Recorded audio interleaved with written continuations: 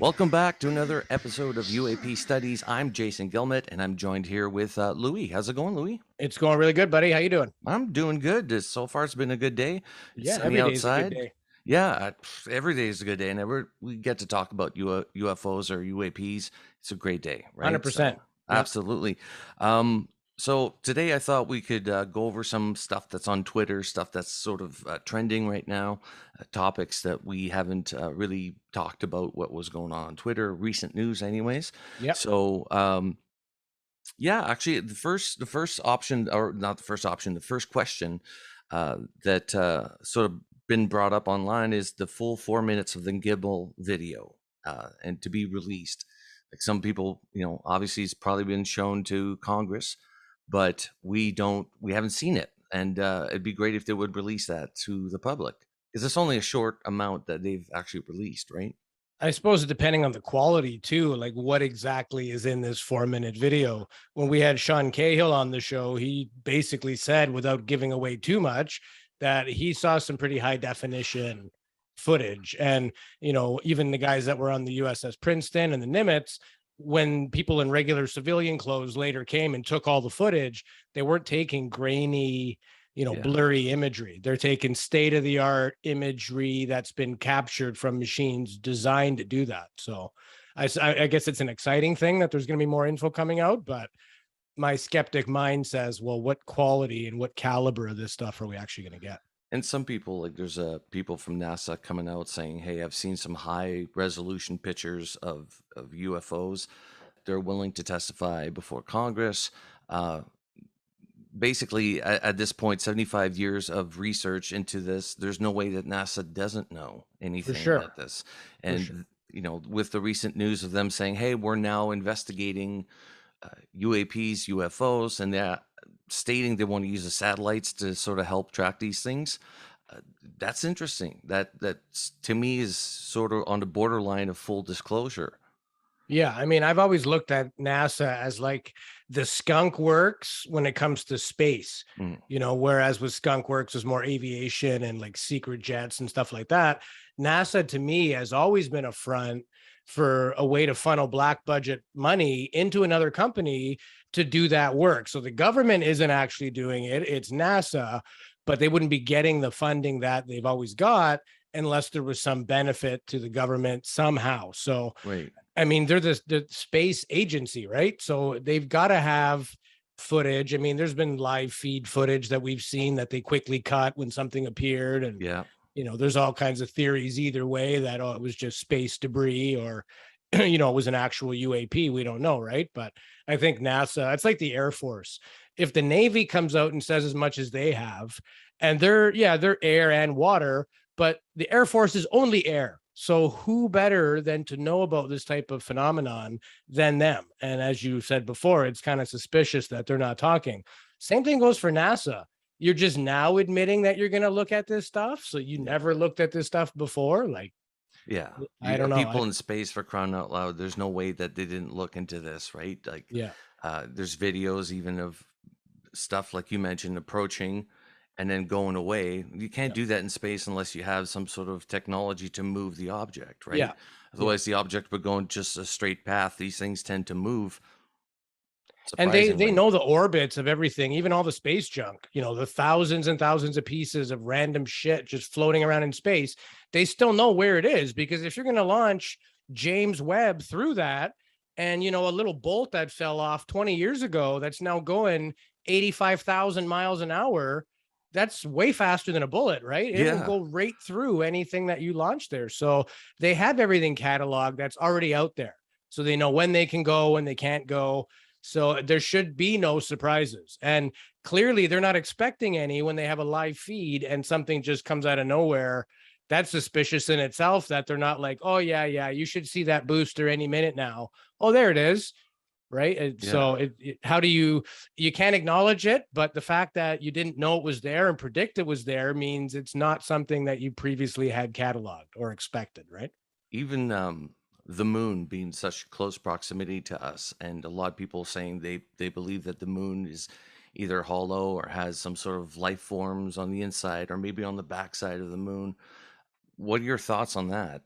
I think it's super interesting. I saw a video a couple of years ago of a guy who was like a remote viewer, I don't know, in the Cold War era. And they would just wanted to really test this out, and they would give him coordinates and he would tell them what he would see. And at one point, they somehow gave him coordinates for the moon, and he was describing like bases and this and that and all these like super large buildings. And then when they finally told him where it was, he was super surprised and like scared. And even the guy conducting the interview goes, yeah, like pretty crazy, eh? Like we don't know what the hell to make of it either, sort of thing. So again, Right. that's one testimony. Who knows if it's true or not? You can't really, you can only corroborate this stuff so much. Right. And sometimes we even get comments from people that say, why didn't you push harder? You were interviewing Kathleen Martin about being abducted. Why didn't you get her to, like, where's the evidence? Well, one, we don't want to piss anybody off. We're not going to just jump down somebody's throat. If they want to say that on the record, that's their testimonial. Hey, man, draw your own conclusion. Yeah. Doesn't mean we're 100% on board or off board. We just bring it to the table, right? But Yeah. And um, it's not our style. Like, we don't do that. We don't drill our yeah, guests. Like, we welcome on the show. We're Canadian too, so we're very welcoming, and we really appreciate the fact that people are willing to give us their time. If we yeah. started grilling people like some other podcasts, we wouldn't be any different. And think about it. Everybody always says there's two things you should never talk about, even with your best friends. It's politics and religion. Everything we discuss dips into both of those categories. Right. Self-awareness, what you believe, creation, all that. It's all loaded with religious connotations. Believers and non-believers alike still have an opinion on that. And everything political wise, are you a conspiracy theorist or not? Do you believe the government knows more than they're telling you? Are they really out to get you or not? So Right. we're in a topic that deals with the two biggest taboo subjects you're not supposed to discuss, and that's all we talk about. And the reason we don't hammer on anybody too much is because everybody literally has an opinion. We've had guests on our show that have varying opinions on very popular things, like Bob Lazar. We've had guests on. Kevin Randall's like, yeah, I'm not big on Bob Lazar. And you have George Knapp and Jeremy Corbell and everybody else. And of course, they're all for Bob Lazar. And even our comments online and on YouTube, they're on both sides. Yeah. People say, I love your show, but I very adamantly disagree with you in terms of Bob Lazar. You can't back up his education, and there was a lot of credentials that were made up. And what my comment to that is maybe he embellished a little, but he knows a lot of shit. There's no way he would know otherwise, right? And again, that's just my opinion. Yeah. It's 2 cents, and that's all it's worth is 2 cents, right? Yeah. But even things like the threat narrative, we've had opposing opinions.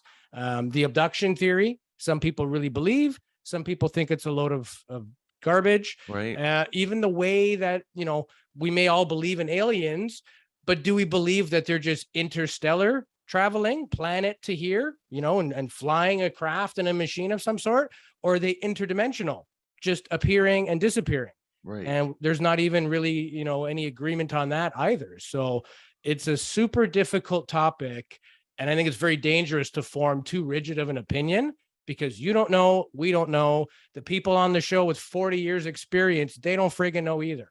They Right. just know more and are, have way more data in their little bank of what they've researched, but nobody knows. So don't be too rigid in your thoughts, and don't hammer people online and call Yeah. them idiots and this and that. Don't be a troll on Twitter. It's making the subject have a bad taste. And you can attest to that, Jay. You run our Twitter account, and we don't get into it with people, but No. man, you guys like to get into it with each other a lot. Absolutely. Actually, it's almost comical, but very vicious attacks. Lou Elizondo actually removed himself from Twitter a while back, and we're really missing him. But I think it was oh my God, I forgot the name. But somebody mentioned about just Lou being the person that we wanted for a long time to come out from the government saying, "Hey, I ran this program. UAPs are actually real. There might be actually an intelligence behind this that is not human." I mean, he's been trying to drop all this stuff for so long without breaking his NDA, right? Yep. So after that, you got people that just turn around and start biting at him. Like they're upset because They think he's a phony, or actually, you didn't do this, you didn't do that. You're a disinformation agent. He had to remove himself from Twitter because he was getting into fights all the time with these idiots, right? And you tend not to want to reply to people like that, but sometimes they just get under your skin.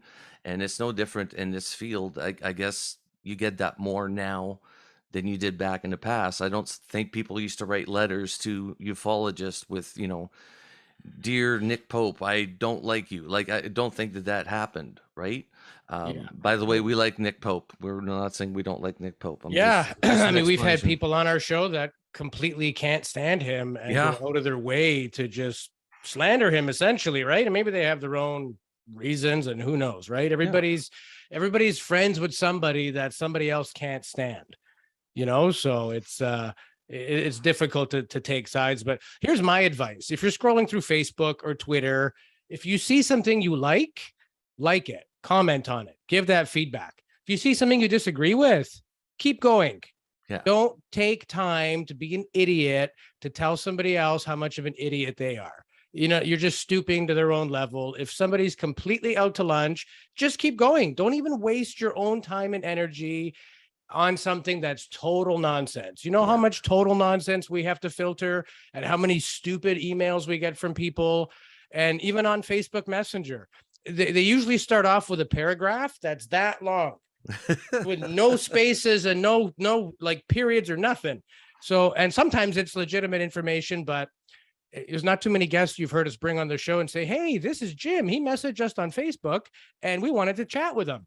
Like, we only want to bring you people that are vetted and know a lot more about this than us. We appreciate people sharing their story and their experience because that just helps us in terms of our own knowledge and what's possible and what's not. But my advice is, if you like it, say something good. If you don't like it, just keep going. Don't be one of those guys. Like, let's clean this up a little bit so it's not such a laughing stock Right. And in if you terms of people's disagree with comments. somebody, even like, because right now it's like pretty big ufologists and podcasters that are attacking each other. And I find that funny because there should be united Yeah. in, hey, let's connect together and discover what this is all about. But no, they're all like, no, this guy's an idiot. Well, yeah, screw you. It's like, dude, it's like watching a family fight, right? It's really awkward. Yeah. But yeah, it sucks. And you're right. Don't leave nasty comments. So try to avoid that as much as possible. Think It gives what people that are skeptics, it gives them fuel, right? They yeah, look at the topic and they're like, look, this is what it's comprised of: a bunch of people who think they're experts just putting each other down. That doesn't actually help any of us get any further ahead. You absolutely know, not. Yeah. it's the lack of cooperation with the government and people and everything else why we're not already more advanced than we are. We're Yeah. too busy focused on military and putting things down and sort of, slanting the narrative to the way we want it, rather than collectively working together. We could actually accomplish a lot of stuff, right? Right. Which, if you look at the past, like even the military in the States, Project Blue Book and stuff like that, they were always very limited. They would go on the field if there was an investigation to be done, but they weren't a huge group. There was, then the collaboration of organizations like MUFON. Well, it's still an organization that, sharing the information, but there's all these compartmentalized Yeah. areas and stuff. And that happens even within the government today. Now you keep having these new groups that are coming out. The new one is the All Domain Anomaly Resolution Office, which is quite crazy actually. Not What is crazy. that one? Well, I've basically, heard it's ARO or something, right? yeah, I think it's Aaro is how you pronounce it, because it's got like two A's, R and an O. So Aaro, I Okay. think. AARO. Um, But yeah, on Facebook, they ended up saying, we will provide updates and information relative to our examination of unidentified anomalous phenomenon across space, air, and maritime domains. Unidentified anomalous phenomena. That's UAP with a different A. So Right? I so How is many that times do because we when you're need to saying, change it? you're talking anomalous in terms of when you say maritime, like water now? Yeah. Because UAP would be unidentified aerial phenomenon, meaning, well, I guess it makes sense. We went from UFO, flying object, because if you see an orb, it may not be a flying object. It's not Right. necessarily nuts and bolts. So I guess it made sense to go from UFO to UAP. It kind of makes sense. What is it? Unidentified anomalous?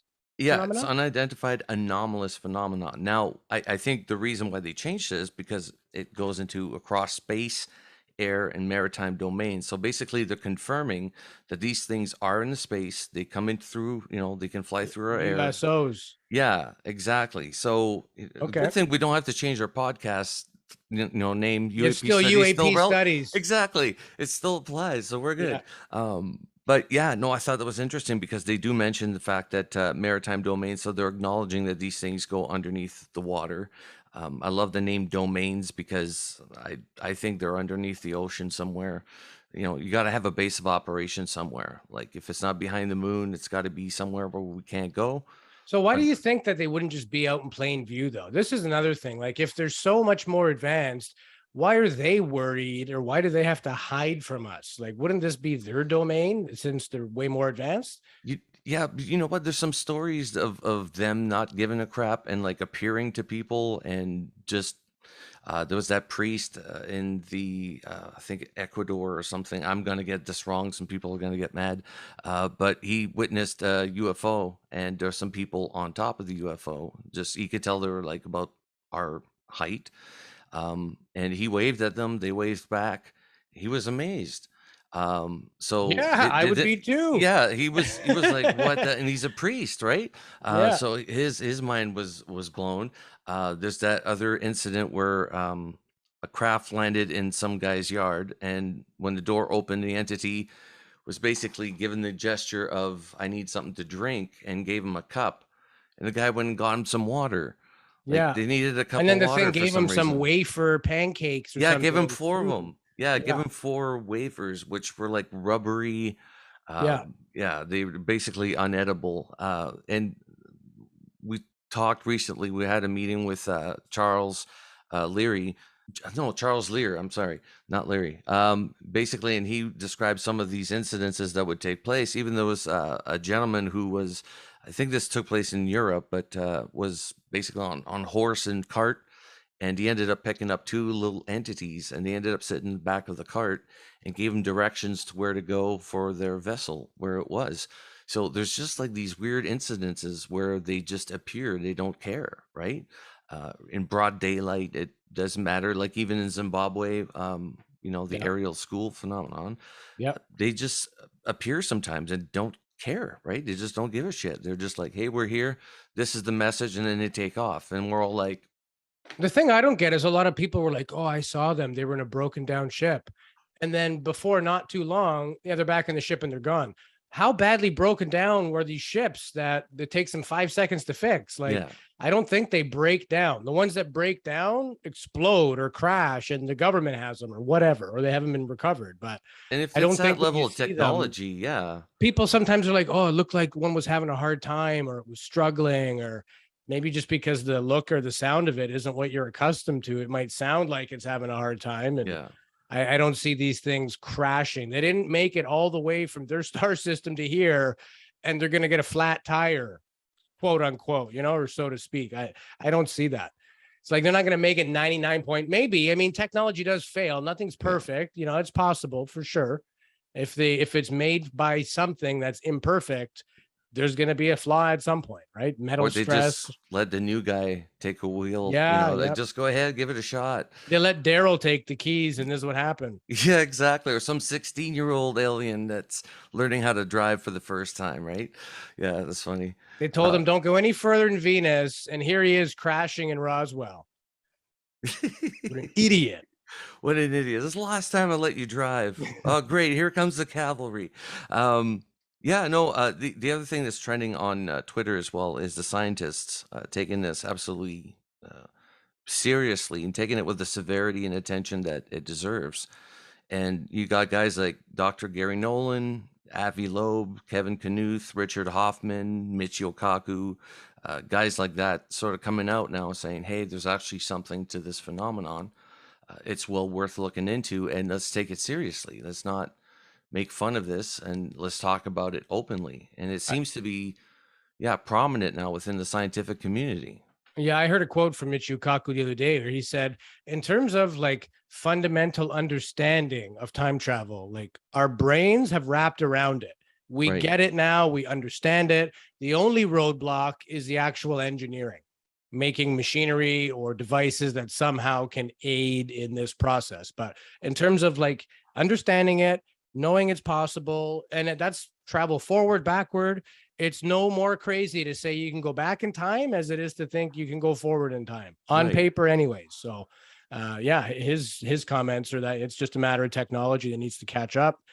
Maybe there's already that level of technology somewhere on a covert level that we don't know about. I'm sure they've spent money on trying to figure that out for many years. So Yeah. who Yeah. knows? No, well, when you hear stories like Bob Lazar and you hear that he saw 9 of them in a row and they all had different shapes and stuff like that. It's not just figuring out the machinery, how it works, but the material itself. Like uh, even the Roswell crash, talking about this tinfoil and this tinsel looking stuff, which turned out to be fiber optics. Yeah. And you got all this stuff that, we now have some aspects of it. Like we do have fiber optics, but some of the material that the craft is actually made of is very, very light. And they can't figure out how the hell they did this. It had to be manufactured somehow. We can't figure that out. Yeah. And So I even think, people who have claimed to have crash debris, if anyone ever has such a thing, but the ones who have provided samples and that have been tested, and I think Linda Moulton Howe had some samples sent to her, and another guy who metal detects in that area where everyone believes the crash site to be, they there has been some data. And when they look at the multiple layers of how the metals seem to be almost like wafered one on top of the other, yeah, and the complexity of the alloy, like there are 8 or 12 different compounds all mixed together. Like most alloys on our planet are 2 or 3. Some of the most complex are like 6, maybe 7, but like right, you wouldn't really need the 7th kind of thing. So to have 12 or 13 or 14 different types of metal all interlayered, almost like they were laser surface, right? Just the thinnest, it would be a fraction of a hair's thickness. And within that, you get that crazy lightness and really good strength, right? So it's almost like carbon fiber. If it was just one strand, it's not that strong. It's because it's like a pie cut.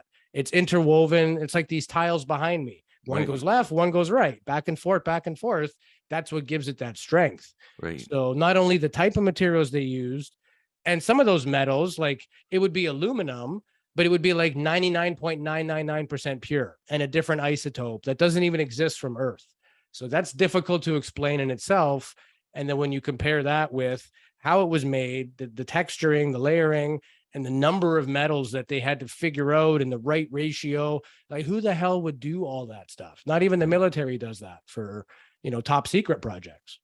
No, and some of the people that have been inside some of these crafts, like we're talking Bob Lazar, were saying that nothing touches anything. There's no rivets anywhere. There's no, um, you know, basically it's like 3D printing on the inside of the One ship. piece. Everything, yeah, everything melds into each other. The table melds into the floor, floor into the walls.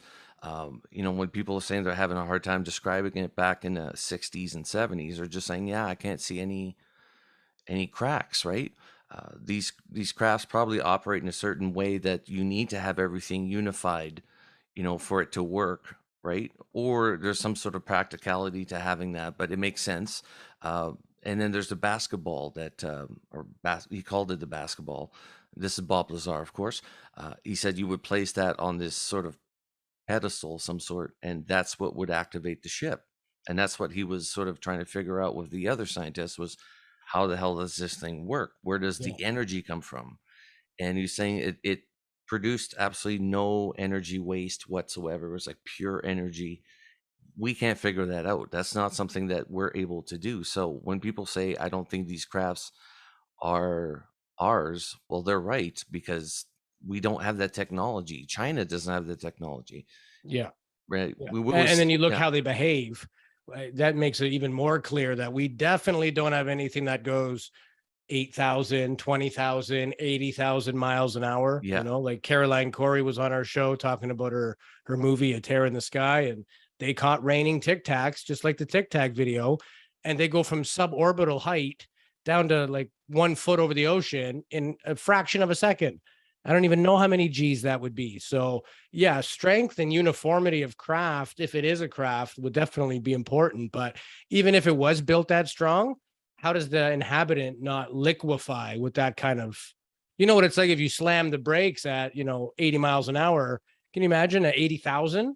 It would just liquefy you, right? So there's got to be some type of a bubble that these things are creating.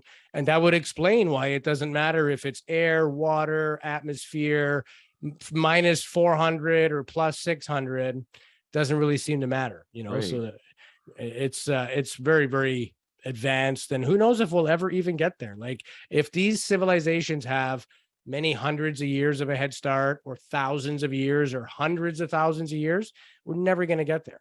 Right. And there's also like I'm looking into the possibility of hybrids and all that. And somebody brought up the good point that maybe we're the hybrids, right? So the whole experiment, like, why are they here? Maybe we're the hybrids. We're the ones that they sort of made. Who knows what the purpose is? Like, we have to look at that possibility as well, because we always talk about creation, but there's some aspects of human evolution that we don't quite understand still. And I think, yeah, there might have been some genetic tampering there. At least that's my personal beliefs. Um, but some people are also claiming that they're seeing hybrids of human and grays also on some of these abduction cases. And to me, I'm like, well, is that really a hybrid? Like, maybe they're more closer to the, maybe we're the hybrid. Like, that's the reason of the cloning. And that's been something that I've been interested in, because when you hear women, especially like we had Kathleen Martin on, and there's a productive part in their lives where they're being taken, impregnated, and then 3 months later the baby's taken out, or there's always some sort of sexual um, experience that takes place on board, where some sort of creation is made. They take the baby at 3 months. uh, Woman wakes up that has no memory of what took place, and all of a sudden she's not pregnant anymore. That takes place, and I'm a strong believer in the abduction phenomenon. So obviously it's not a far stretch for me to believe in UAPs, or that the crafts are from somewhere else, because people that have been inside these crafts have given details that it's either they have a wild imagination, or that they're getting it from somewhere else. But yeah, I'm a strong believer in that. And if it was just a strong imagination, it would vary quite a bit from case to case. Yeah. There's so many commonalities and so many similarities that, not all these people are colluding with each other. A guy in Chile is not talking to a guy in Oklahoma about that experience, right? Right. And times are they're like, call it 100-year spread on some of these cases. It's just too coincidental that they're that similar, right? But Right. here's the thing too, like, back to what we were saying earlier about people making comments and things, and like, where's the evidence? Where's anybody's evidence? Hmm. Anybody we've spoken to ever, anyone who's made a statement or a comment or said this or said, nobody has any evidence. Who has physical evidence of aliens and UFOs? Nobody. We don't even know if the government does. We think they do, but to date, nobody has any proof of anything. So to say, well, yeah, I think that guy's credible and that guy's full of shit because he has proof and he doesn't. Whose proof? And what kind of proof are you talking about? Yeah. Nobody has proof. Like, don't get too This big. And tiny little bit of metal that I come on, found in like, Roswell will nobody has prove. anything. We Yeah. wanted so desperately to be able to say, no, my belief of what is real is so different from what you think is real. And you're an idiot if you think that. How, there's no way that's possible. Like, what are you believing? Like, don't get so caught up in that minutia, and I think, like, but we even don't know. like having an experience like that, haven't seen a craft fairly close, and you haven't had an experience as well.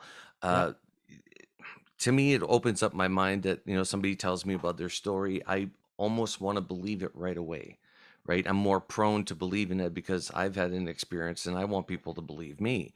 So that's my problem, is sometimes I fall for these fake cases where it's not actually true. And I'm like, oh my God, I'm all excited, right? Because I think that it's a new thing. It gets scammed all the time.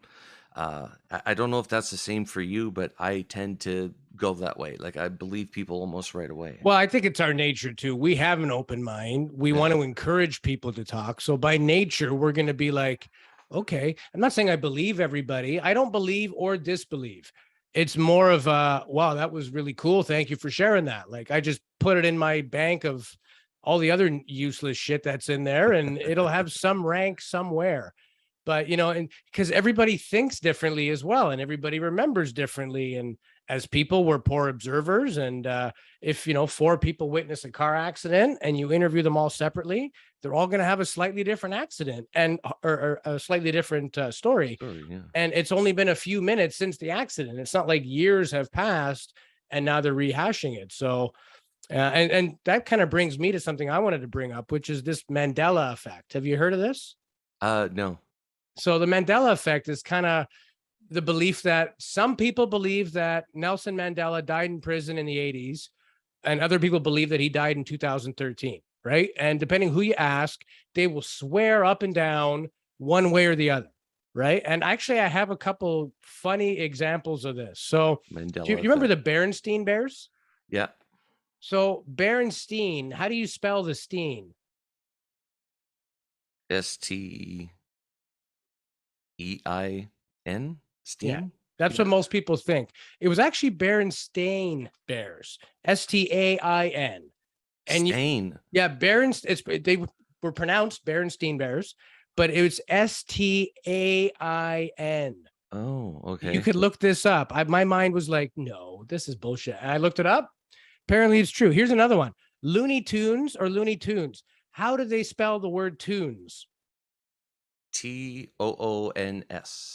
Incorrect. It was actually tunes like music. Tunes. But Okay. everybody thinks it's Looney Tunes, Toons. Well, it's Myself cartoons, included. right? Yeah, it's cartoons, Looney Tunes. Apparently, we're all screwed up. So this is the Mandela effect. What you think you believe is not always what you believe, even if it's so widely understood. This thing still exists. Okay, so Oscar Mayer. How do you spell the Mayer? Meyers. Well, not S, but Meyer. Yeah, it was actually Oscar Mayer, Mayor, Like John Mayer? like John Mayer. So even everyone thinks it's Mayer, myself included, I couldn't believe every one of these. I'm like, that's impossible. It's Oscar Mayer. Fruit Loops or Fruit Loops? How do they spell the fruit? Is it normal or spelled funny? Well, I would assume that they spelt it normal. Yeah, everybody thinks it's Fruit and then Loops. Right. It's actually Froot. Froot. Fruit Loops. So unlike the Looney Tunes, this one really is with the double O. Fruit does have the tunes. It's Froot That's messed up. loops. So just dumb shit like this. Now, again, how deep down the rabbit hole do you want to go? People think this is CERN related or that they've somehow reset our reality and they're replaying old info. I saw a video the other day of somebody that was on the live feed for CERN and they zoomed in on the date on one of the monitors and it was from the last time CERN was up and running. They Right. were actually replaying old footage as supposedly the live current feed. So there's a lot of theory about what the hell's actually going on. People are saying it's having an effect electromagnetically. They're getting headaches. There's so many reports of CERN related things, or Yeah. somehow this is a cover for something way more dangerous and covert. And I don't know. What do you think? Have you heard anything to that effect? No, but I would think that if you're messing with technology like that, we don't know the science or what the physical effects are going to be on the human body, especially when you're doing stuff like that. It seems harmless, but I mean there's a lot of magnets that are taking place there that they're thrown, was it Current, yeah. electrons or something like that, like Yeah. at tremendous speed, almost the speed of light. There's got to be some sort of effects, physical effects that would, over time develop for these people, and who knows if it's reversible or if it's permanent, right? I could We've see it affecting animals like migration patterns, birds, animals that are really in tune with the very subtle frequency. Yeah. Now, instead of listening to classical music, you got AC/DC on full blast. those animals may not be able to pick up that frequency that they're in tune with. Right. So I could see it having an effect on that, stuff like that, or people that are sort of more sensitive to electromagnetic fluctuation, Right. more than others. I think those people could definitely have some effect to it. So I always thought about Mars. He sent people to Mars, and there's no moon.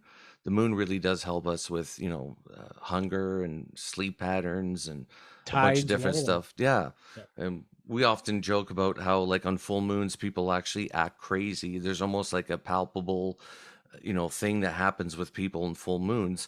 And I always thought, you send people to Mars, there's no moon. Would there be such a thing as moon sickness? Like, Well, the word lunatic comes from moon sickness. It's right, Latin for somebody who's been driven mad because of the moon. right.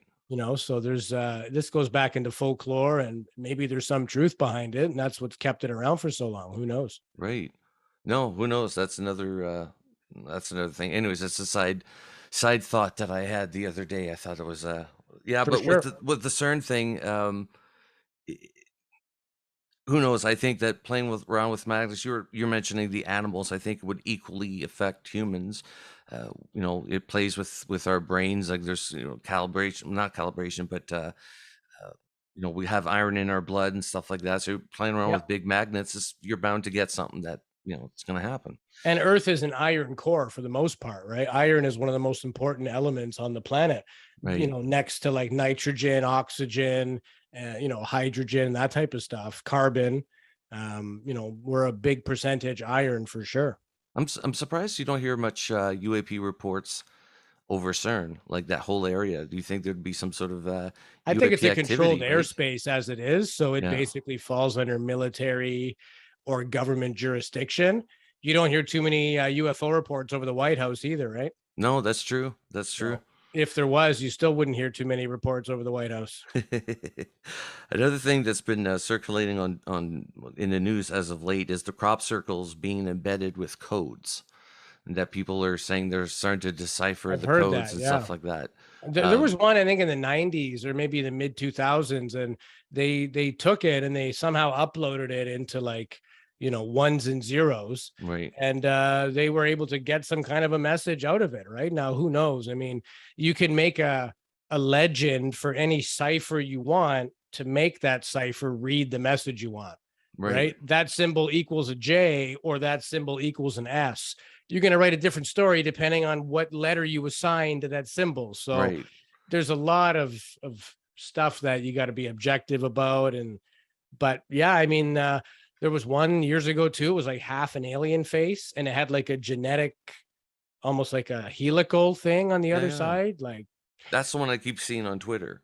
or I think there was, they sent a message and then they got one as a response. I think there was more to it. It wasn't just some random thing. I think it was one of two and then two of two, or somebody made an artificial crop circle trying to communicate, and Right. then they came with their own response, and it was a slightly different answer. Like the letters had been rearranged and stuff like that. So who knows? I mean, there have been guys that have claimed that they forged crop circles. They were very good at it. They made many of them. They made them fast. But then there's people that have said that they've seen the layers of grass like thatched and interlaced into one another, Yeah. and also laid in a spiral, like it just layer on layer on layer. It was like it was stitched together. Yeah. And when you look at the breadth of the stupid design and how mathematically complicated and how to do that in a short amount of time without being seen, I don't know. I think some are real for sure, and I think some are fake, but I definitely think there have been some real ones. Yeah, and they're not broken. They're all sort of at an angle as if they've been heated and then just plied back. Yeah, And that's they're right. not broken stems at all. Like Yeah. if it was a board with rope, like I've seen some people do that, but they always do it in wheat, right? Corn is a lot more work. That's what's impressive is when it's in And a I think it has to cornfield. do with the damage factor too, because the stories I've read, the only time the farmers plowed the field was to keep people from coming. They were Right, getting so much attention, they didn't want people to know that it was their farm, so they just plowed the bloody wheat and were finished with it. It right. wasn't because it destroyed their crops. So if they did it in corn, they know that it would devastate somebody's livelihood. It was almost like that's the more polite place to leave it because it'll be fine. We're Yeah. not going to hurt your fields, right? Maybe cut a little bit in your profits because you won't be able to use the grain that we applied over, but that's fine. That's okay. I think at some point it comes back though. There have been ones that were just left to their own devices, and after a couple days or weeks or whatever, you would never know that it even happened. Yeah. They were just literally laid down and folded together. And then, I mean, look at any plants. I step on a weed in my driveway and that thing's half dead, growing back to the sun 3 days later. It's like Yeah. nature's way of keeping itself alive. So, No, you know what? We live in a beautiful valley that has a lot of farms and a lot of corn farms as well, right? A lot of yeah, cornfields. So I always hope that there's going to be one of these crop circles that's going to pop up in their neighborhood. But that's wishful wishing.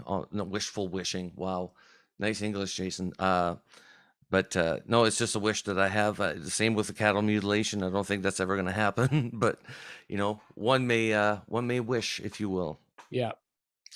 Robert Salas no longer is investigating, not investigating, but is no longer doing interviews, going to UFO conferences, or doing any more podcasts. And we were halfway into speaking with him to getting him on our show. I had already messaged him a few months ago, and he had told me that he was going to do some speaking at the Roswell anniversary conference. And then right after that conference, he released that he's no longer doing shows, podcasts. And I guess I understand that. I mean, he's told the same story 700 times. To Yeah, his point, he's like, listen, I've written books, I have YouTube videos. Type my name in any search engine, you're going to get my story. His story is literally only that story. He was asleep, he was woken up, something shut down the nuclear silos, and it's not like a 40-year career of multiple things. It was right. one incident, so you can only carry that on so long, and after a while, you kind of get sick of the sound of your own voice, right? So Yeah. I have to give him a lot of credit and a lot of respect to him. He was definitely a help towards this movement. I think he was super credible.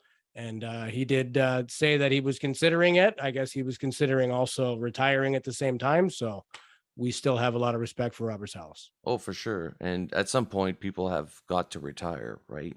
I think even Paul Hellyer Yeah. retired a bit right before he passed away, but I mean, even in his 80s, he was still very adamant that we were being visited by UFOs, that there was some sort of collective of them, which, at first I dismissed, but after hearing that general in Israel that ran the space program for 30 years say that Yeah. there's kind of like a federation of them, Yeah. you Hayam know, Isham. it's I amazing that always you have remember the, the yeah, name. You never do. I never do. I'm horrible with names, as you know. So, no, I Well, won't to be remember it. honest, I didn't know the first time. You brought it up like 6 months ago. And I Right. was like, how did neither one of us know the name of this guy? We got to be better than that. So I researched it.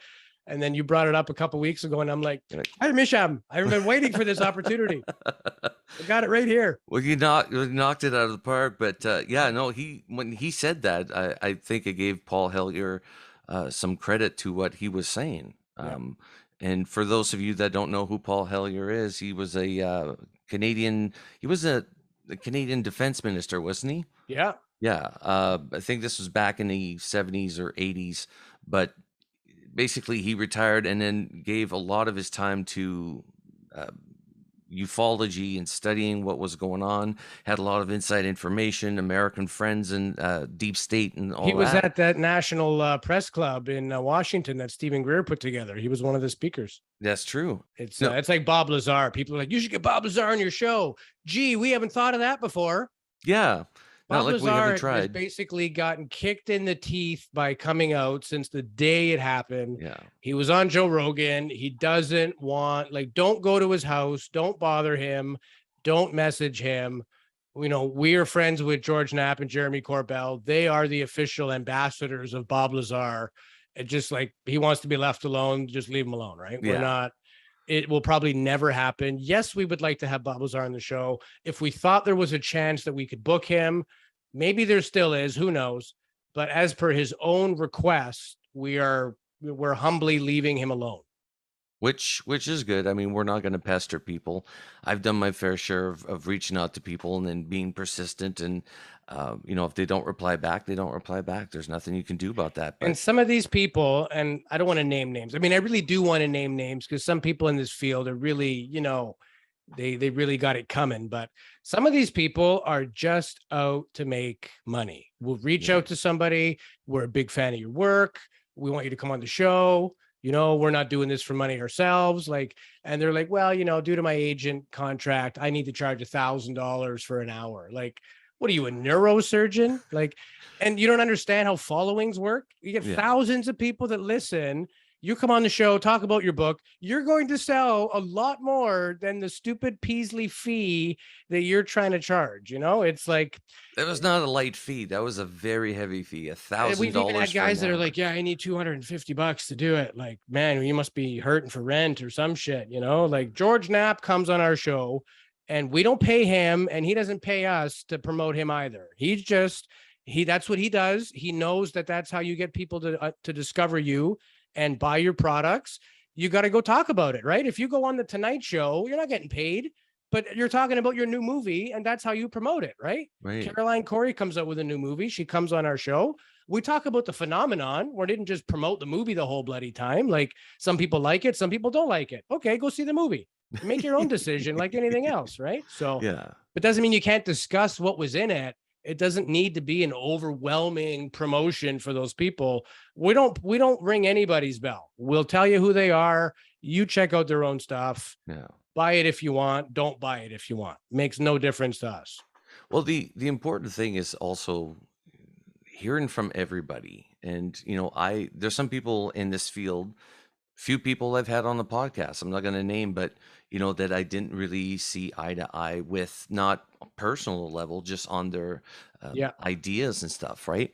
But I'm still open to it. And that's the thing with especially this podcast, is trying to teach that, be open to all possibilities, because this might be something that we have to look at different vantage points. Yeah. And at that point, maybe it'll make sense, but you'll have people that are experts in flight and technology. You'll have people that are experts in underwater, UFOs. Well, not UFOs, but USOs, I guess is what they're called.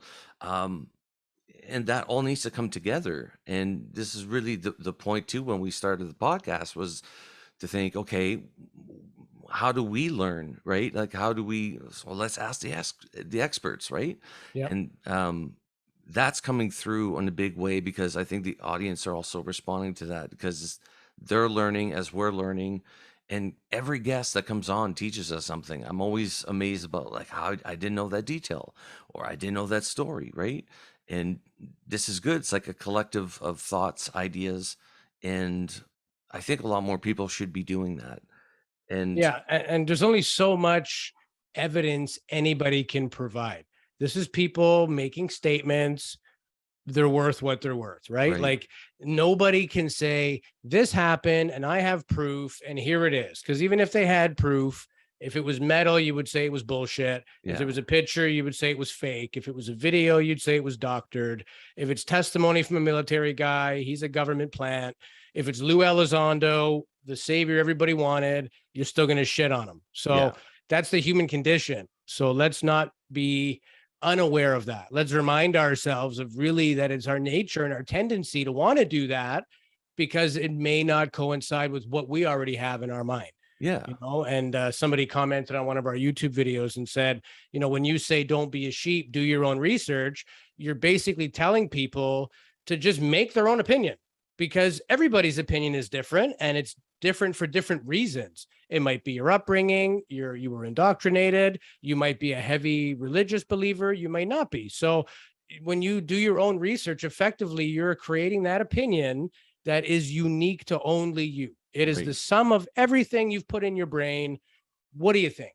So yeah, everybody's opinion will be different. It has to be that way. So just remember that that's all it is. And some people are quite a bit out there, we like to call it, but that's just their opinion. Yeah. And It, maybe the stuff they're talking about that we think is really out there, imagine if it actually happened. Like, holy shit, that's incredible, right? So maybe they're not crazy. Maybe it's just crazier than we think it has the potential of being. well, the reality of it, even we're talking about, are they interstellar, or are they interdimensional entities? Yeah. And I always say, well, the scariest scenario would be that they're both.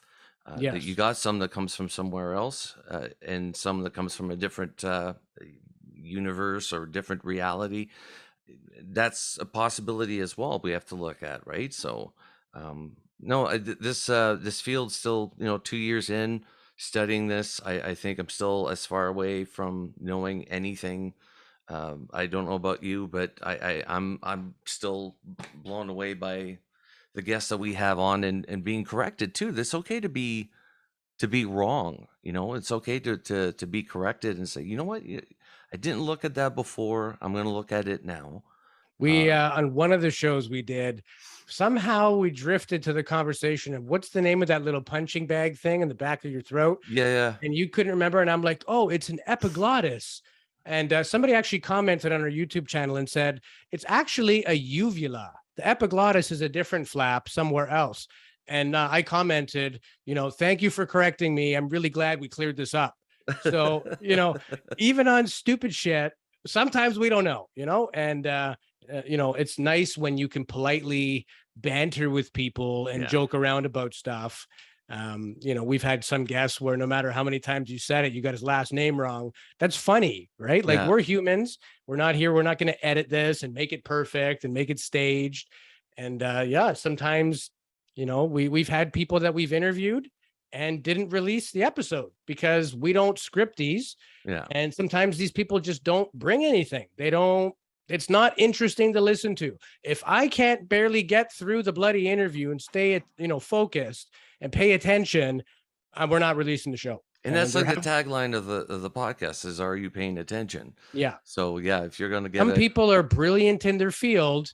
They don't interview well, or it was a bad day, or if it doesn't bring anything new and anything of value, we're not going to release it. And yeah, especially now, we're at a level where we don't want to lose subscribers. We're gaining them like crazy. People really like what we've done so far. So we don't want to change that flavor. And the yeah, flavor has been open-minded, really high-end guests, topics that other people are kind of scared to talk about or want to really put a slant on or stay away from. And we're not just nuts and bolts UFO. We'll talk to psychologists, aeronautical experts, military people, civilians, investigators, authors, television hosts, anybody who has credibility, who actually knows a little bit, is worthy of our time. And yeah. there's no guest too big or too small, as long as what they bring to the table is something that we consider to be interesting. And we're the ultimate filter for this show. And we're not going to put together a crappy show because then you don't want to listen to it. So thank Yeah, you for those people that yeah. really like subscribe, really positive comments. You watch all of our stuff. What are we at on Spotify? 71,000 downloads or something I think crazy? we're at 71,000 downloads at this point. So The YouTube channel is a month old. We've had 22,000 views. It's been 6,000 hours that people have watched our videos. that's And we only crazy, have 24 videos up there. We're on episode 80 something. So we're slowly going back and releasing the video of some older episodes. right? But everything we're posting now is live. So the same day Spotify and Apple Podcast, our new show comes out, we also release the video on YouTube. Yeah, And we've also launched our new website, which is uapstudiespodcast.com. It has media, all of our links. If you want to check us out on Twitter, Facebook, Instagram, YouTube channels, Apple Podcasts, Spotify, one place, uapstudiespodcast.com. All the links are there. And you can contact us. It's the first thing you'll see is there's a contact us button. Send us your feedback, your questions, your messages, what you want to hear about. If you're somebody who's in this field and you want to appear on our show, send us a message and we'll get back to you for sure. absolutely. And right before we close here, is there anybody we want to say hello to? Yeah, I noticed that on our Facebook page, we have the same probably 24 people that always comment and like our content. And we've dropped a few names in the past, and I thought, well, hey, today's a good day. Let's drop 4 or 5 names all in one shot here. These are some of our more loyal fans. So we're going to say thanks very much to Josh Johnson. He's a great guy, always promoting us, loving our stuff. We've got Bo Patrick Carrington, another big supporter, always shares our media and content. Christopher Riots, I hope I pronounced that correctly. He's actually a moderator of a group as well. lets us post our podcasts in his group. And that's the thing too about Facebook. A lot of these groups get all uppity if they think you're trying to promote yourself. We're promoting the episode, the guest, and the topic. We're not promoting us. We're not getting paid off that click. And a lot of these groups now with hundreds of thousands of members, they let us post our show. So a lot of these guys are moderators of that as well. And, we want to really say thank you. We appreciate that. Absolutely. Also, thank you to Debbie Jardin, Joe Glover, and Lisa Zering. And of course, Candace Don Breeze, our top fan, our proudly Canadian fan. And you put something on Twitter the other day and said, where are you all from? We had England, Australia, Africa, America, Canada. One guy, it's like 20 minutes away from us in Kitsilano. So you're a big group of people. We love you guys. Super well spoken too. When you guys comment and write us things, like, you're just nice people. We would have a beer with any of you anytime, honestly. So keep it coming. We really appreciate hearing back from you guys. And just before we close, we do have intentions of going out and attending some conventions and some UAP or UFO events that are taking place. We're looking at Vegas for next year, so we are going to be a little bit more active in meeting people as well, live. Kind of get out of the studio a little bit and get to see some people, which is going to be quite nice. Yep.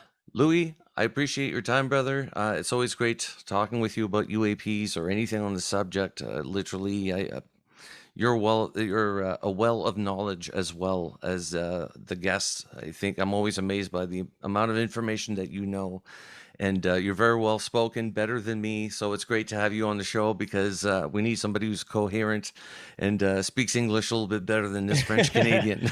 I appreciate it, buddy. Sometimes we'll do a little warm up for the show, and next thing you know, 45 minutes have gone by, and that could have been a show in itself. We could have recorded the damn thing. So I do enjoy the chemistry. You're quickly becoming my best buddy, and our people are liking the show.